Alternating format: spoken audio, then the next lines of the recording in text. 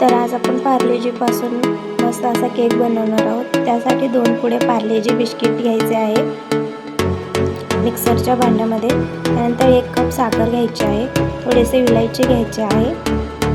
त्यानंतर सर्व बारीक करून घ्यायचे आहे, पावडर पेस्ट झाली पाहिजे याची। नंतर एका भांड्यामध्ये काढून घ्यायचे आहे पेस्ट। त्यानंतर थोडेसे दूध घालून हलवत राहायचे आहे, एकजीव होऊस तर सर्व काही हलवायचे आहे।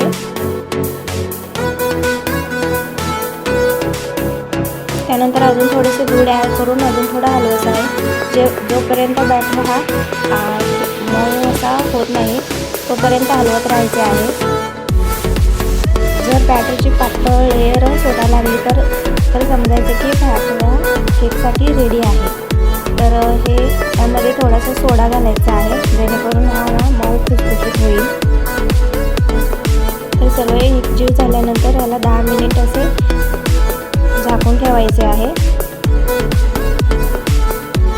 त्यानंतर गॅसवर मोठंसं पातेलं घ्यायचं आहे, त्यानंतर त्यात आडवं प्लेट ठेवायचं आहे। नंतर एक छोटंसं बाउल घ्यायचं आहे, त्यात बटर पेपर टाकून सर्व भोवती तेल लावून हा बॅटर त्यामध्ये सोडायचा आहे। त्यानंतर वर ड्रायफ्रूट्सवर तुम्ही घालू शकता। तर आपला केक रेडी आहे, तुम्ही बघू शकता।